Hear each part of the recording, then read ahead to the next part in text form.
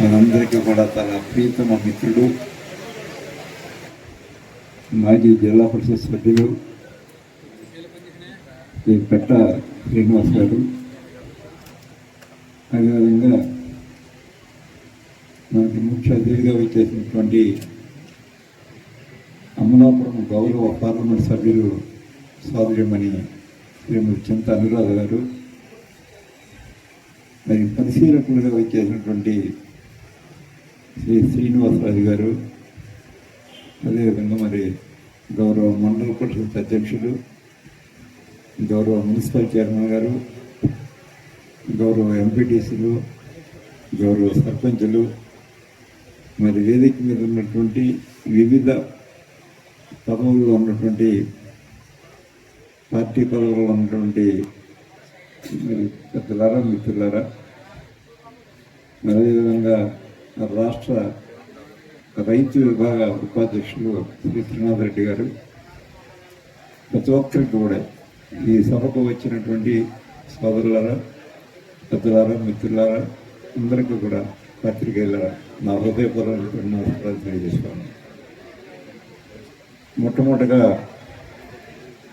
అసలు ఈ వైద్య కళాశాల ప్రైవేటీకరణ, దానివల్ల మనం ఏ విధంగా నష్టపోతూ ఉన్నాం అనేది కొంచెం విపులంగా మీకు చెప్పవలసినటువంటి అవసరం ఉంది. మనకి మన జిల్లా చూసుకున్నట్టయితే ఒక రంగరాయ మెడికల్ కాలేజీ తప్ప కాకినాడలో, మరో మెడికల్ కాలేజీ ప్రభుత్వ రంగంలో లేదు, ఒకే ఒక్క మెడికల్ కాలేజీ ఉండేది. అదేవిధంగా మరి చంద్రబాబు నాయుడు గారి పరిపాలనలో కానీ ఇప్పుడు 16 సంవత్సరాలు అయింది. ఈ 16 సంవత్సరాల్లో వారు కానీ లేదా స్వర్గీయ ఎన్టీ రామారావు గారు కానీ ఒక్క మెడికల్ కాలేజీ కూడా మన రాష్ట్రానికి వారి ప్రారంభించలేదు, ఒక్క మెడికల్ కాలేజీ. కానీ ఎన్టీ రామారావు మాత్రం ప్రైవేటు రంగంలో ఉన్నటువంటి సిద్ధార్థ మెడికల్ కాలేజ్ విజయవాడ, దాన్ని వాళ్ళ సక్రమంగా దాన్ని నడపలేకపోతే ఉన్నారన్న కాలేజీ తీసుకుని ప్రభుత్వానికి హ్యాండ్ ఓవర్ చేశారు. ఆయన ప్రైవేటు రంగంలో ఉన్నటువంటి సిద్ధార్థ మెడికల్ కాలేజ్ విజయవాడ దాన్ని తీసుకొచ్చి ప్రభుత్వం హ్యాండ్ ఓవర్ చేసుకుని ప్రభుత్వం నడుపుతుంది. ప్రభుత్వ మెడికల్ కాలేజీగా దాన్ని స్వాధీనం చేసుకున్నారు ఎన్టీ రామారావు గారు. మరి ఈరోజు జగన్మోహన్ రెడ్డి గారు 17 మెడికల్ కాలేజీలు కేంద్ర ప్రభుత్వ సహకారంతో కేంద్ర ప్రభుత్వం నుంచి 17 మెడికల్ కాలేజీలు తీసుకుని మరి రాష్ట్రంలో ప్రతి జిల్లాకు కూడా మనం పెద్ద జిల్లాలో అయితే 2 మెడికల్ కాలేజీలు, చిన్న జిల్లాలో 1 మెడికల్ కాలేజీ ఇచ్చి 17 మెడికల్ కాలేజీలు ప్రారంభించాలని, దానికి ఫీజులు కూడా ఏ విధంగా నిర్దేశించారంటే దీంట్లో అడ్మిషన్స్ అంటే కొత్తగా ప్రవేశించే విద్యార్థులకు రాత పరీక్షలు అంటే ఎంసెట్లో ర్యాంక్ వచ్చిన వాళ్ళకి అందరికీ కూడా 10,800 రూపాయలు మాత్రమే ఫీజు. గుంటూరులో ఉంది గవర్నమెంట్ మెడికల్ కాలేజ్ 10,800, లేదా కాకినాడలో ఉంది రంగరాయ మెడికల్ కాలేజ్ 10,800, వైజాగ్లో ఉంది ఆంధ్ర మెడికల్ కాలేజ్ దానికి కూడా 10,800. సంవత్సరానికి 10,800 రూపాయలు మాత్రమే చెల్లిస్తే చాలు. దానికి ఆ విధంగా నిర్దేశించారు, ఆ విధంగా అడ్మిషన్స్ ప్రక్రియ ప్రారంభమైంది. జగన్మోహన్ రెడ్డి గారు తీసుకొచ్చినటువంటి ఈ 17లో 5 కాలేజీలు అప్పుడే అడ్మిషన్స్ కూడా మొదలైపోయింది గత సంవత్సరమే. ఎక్కడెక్కడంటే విజయనగరం, తర్వాత రాజమండ్రి, మచిలీపట్నం, పాడేరు, ఏలూరు, ఈ 5 మెడికల్ కాలేజీలు కూడా అప్పుడే అడ్మిషన్స్ కూడా 2వ సంవత్సరం అప్పుడే. ఏం వస్తాయి అసలు మెడికల్ కాలేజీ మనకు చెప్తూ ఉన్నారు ప్రజలకు.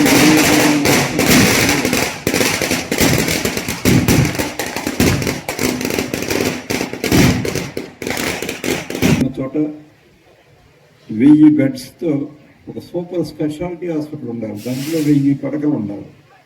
1000 బెడ్స్తో సూపర్ స్పెషాలిటీ హాస్పిటల్.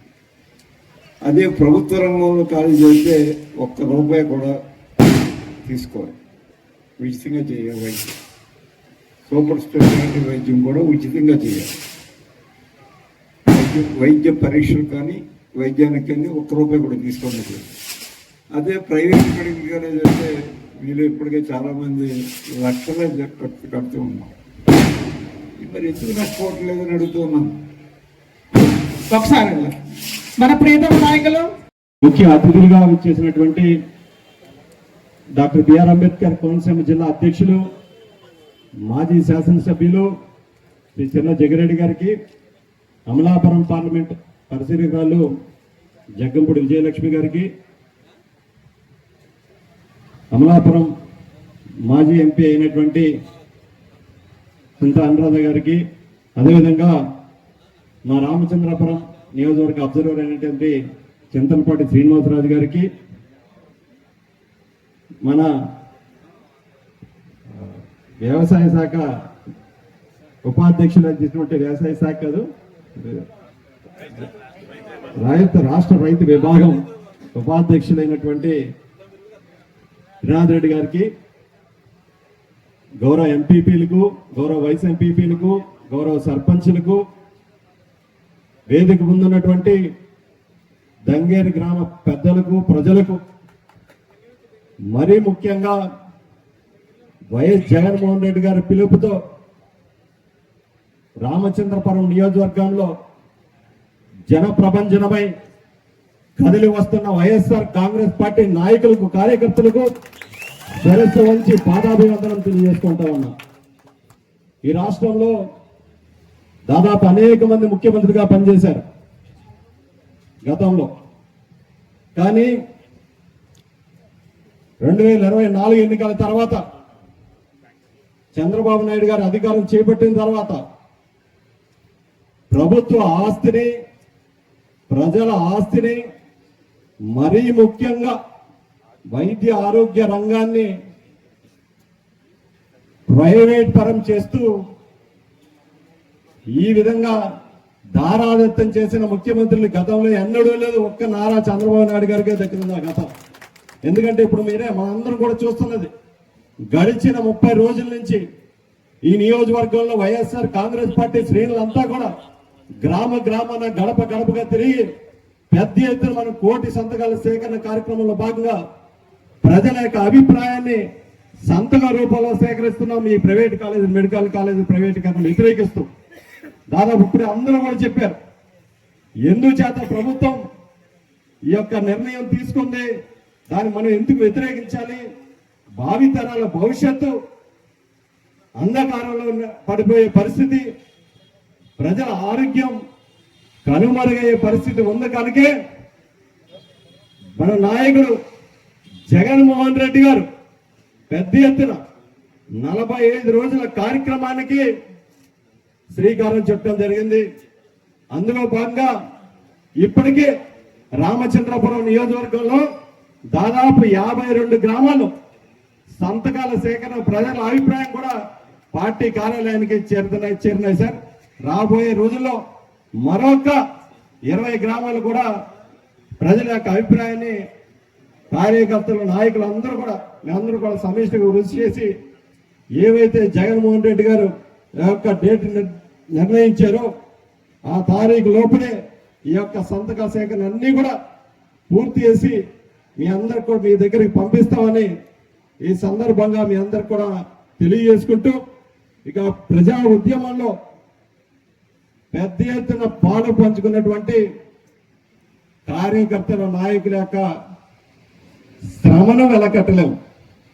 వారి యొక్క సమయాన్ని వెనక్కి తీసుకురాలేం. కానీ కష్టకాలంలో వైఎస్ఆర్ కాంగ్రెస్ పార్టీకి, వైఎస్ జగన్మోహన్ రెడ్డి గారికి, నాకు గడిచిన 15 నెలల కాలంలో నా చెయ్యి పట్టుకుని నడుస్తున్నటువంటి ప్రతి ఒక్క నాయకుడి, కార్యకర్తకు రాబోయే రోజుల్లో మీ అందరికీ కూడా తల ఎత్తుకునేలాగా పనిచేస్తానని ఈ సందర్భంగా మనవి చేసుకుంటూ, ఈ యొక్క కార్యక్రమాన్ని ఇంచుమించు మనందరికీ తెలుసు, తుఫాను వల్ల పెద్ద ఎత్తున ఈ ప్రాంతంలో పంటలు దెబ్బతిన్నాయి. అయినా కూడా అవన్నీ కూడా లెక్క చేయకుండా జగన్మోహన్ రెడ్డి గారి పిలుపుతో ఈ యొక్క రచ్చబండ కార్యక్రమానికి ఇచ్చేసినటువంటి మీ అందరికీ కూడా పేరు పేరున ధన్యవాదాలు తెలుపుకుంటూ, ఈ యొక్క కార్యక్రమాన్ని ఏర్పాటు చేసినటువంటి దంగేరు గ్రామ వైఎస్ఆర్ కాంగ్రెస్ పార్టీ నాయకులకు, కార్యకర్తలకు, పెద్దలకు అదేవిధంగా కే గంగమండల నాయకులు కార్యకర్తలు అందరూ కూడా శిరస్సు వంచి ధన్యవాదాలు తెలుపుకుంటూ సెలవు తీసుకుంటాం. దంగేరు గ్రామంలో నేడు మెడికల్ కాలేజీలు ప్రైవేటీకరణ వ్యతిరేకిస్తూ కోటి సంతకాల ఉద్యమం నేడు చక్కగా జరుగుతోంది.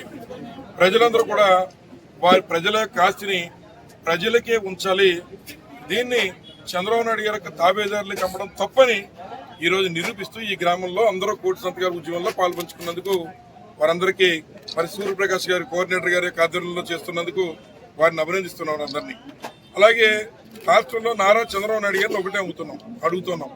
ఇవాళ మిగిలినటువంటి రాష్ట్రాల్లో చాలా చోట్ల మిగిలిన దేశాల్లో ప్రతి 1000 మందికి ఒక డాక్టర్ ఉంటే ఆంధ్ర రాష్ట్రంలో కనీసం 10,000 మందికి కూడా డాక్టర్ లేని పరిస్థితి ఉంటే పేద ప్రజానీకం చదువుకునేటువంటి ఈ వైద్యం పట్ల అలాగే వారి యొక్క వైద్య విద్య పట్ల మరి మీరు దృష్టి పెట్టకపోవడం వల్లే ఈ రోజున ఇక్కడ ఇబ్బందులు జరుగుతున్నాయి. ముఖ్యంగా 1000 కోట్ల ఆస్తి అయిన ప్రభుత్వ ఆస్తి 1000 కోట్ల ప్రజలకు ఆస్తిని అమ్మేసేటువంటి కార్యక్రమం చేస్తున్నారు. దానివల్ల రాబోయేటువంటి కాలంలో ఇవాళ ఏ రకంగా అయితే ఆరోగ్యశ్రీ ఉన్నా కూడా దాన్ని నిర్వీర్యం చేస్తూ దానికి కూడా డబ్బులు కట్టలేని పరిస్థితిలో ప్రభుత్వం ఉంది. అటువంటి తరుణంలో ఇవాళ ఈ కాలేజీలన్నీ కూడా మీరు ప్రైవేటు పరం చేస్తే మరి రాబోయేటువంటి కాలంలో ఏ రకంగా మీరు పేద ప్రజలకి వైద్యం అందుబాటులో తీసుకొస్తారు, అలాగే ఏ రకంగా మీరు ఈ యొక్క మెడికల్ పేద విద్యార్థులకి ఈ విద్యను అందుబాటులో తీసుకొస్తారు. ఎప్పటికన్నా ఈ తప్పుడు కార్యక్రమాలు మానేసి మీరు మీ తాబేదారులకి మీ యొక్క బెనామీలకి ఈ నిర్ణయం మేర వారి నిర్ణయాన్ని ప్రభుత్వం వెనక్కి తీసుకుంది. అట్లాగే చంద్రబాబు నాయుడు గారు కూడా బుద్ధి రావాలని చెప్పి సందర్భంగా తెలియజేస్తున్నాం. లేకపోతే జగన్మోహన్ గారు తప్పనిసరిగా ఈ కోటి సంతకాల ఉద్యమం ద్వారా మరి ఈ యొక్క కూటమి ప్రభుత్వం మెళ్ళ వంచే కార్యక్రమం చేస్తామని చెప్పి ఈ సందర్భంగా తెలియజేస్తున్నాం. ఇంకొక విషయం, నిన్ననే సామూహిక మరి గృహప్రవేశాలు చేశారు. స్థలం ఆయన ఇచ్చింది కాదు, ఇల్లు వాళ్ళు అప్పులు తెచ్చి కట్టుకున్నారు. ఇల్లు ఆయన ఇచ్చింది కాదు, ఈయన తాళంచో పట్టుకొచ్చాడు అన్న. ఆ తాళంచో ఏదైనా పట్టుకొచ్చాడంటే అదన్నా పోనీ ఇల్లు ఎక్కడికైనా పోకుండా పట్టుకొచ్చాడంటే అది కొని పట్టుకొచ్చాడంటే అది కూడా అట్టమొక్క కట్టుకొచ్చాడు, అది కూడా కాలిపోయిందే. ఏది పెట్టకుండా పిలవని పేరంటానికి ఈ రాష్ట్ర ముఖ్యమంత్రి మరి గృహప్రవేశాలు ఎవరన్నా చేసుకుంటే అక్కడికి వెళ్లి చందాలు అడిగేటువంటి వారిలా ఆ ఇళ్లకి వెళ్ళడం, అక్కడ ఫోటోలు తీసుకోవడం, 3 లక్షల మందికి నేను ఇల్లు కట్టానని చెప్తే ఆంధ్ర రాష్ట్ర ప్రజానికి అమాయకులు కాదు 32 లక్షల మంది ఆడపడుచులకి ఇళ్ల స్థలాలు ఇచ్చిన నేత జగన్మోహన్ గారు. మీరు కూడా మేము ప్రభుత్వాన్ని డిమాండ్ చేస్తున్నాం, ఛాలెంజ్ చేస్తున్నాం, మీకు సహకరిస్తాం. మీరు కూడా జగన్మోహన్ గారి లాగా 32 లక్షలు కాకపోయినా కనీసం 10 లక్షల మందికో 15 లక్షల మందికో ఇళ్ల స్థలాలు ఇచ్చే కార్యక్రమం చేయండి. కానీ ఎవరికో పుట్టిన బిడ్డలకి నీ పేర్లు పెట్టుకున్నంత మాత్రాన ఈ రాష్ట్రంలో అది చెల్లుబాటు కాదని ఈ మరొకసారి నారా చంద్రబాబు నాయుడు గారికి తెలియజేస్తూ సెలవు తీసుకుంటాం.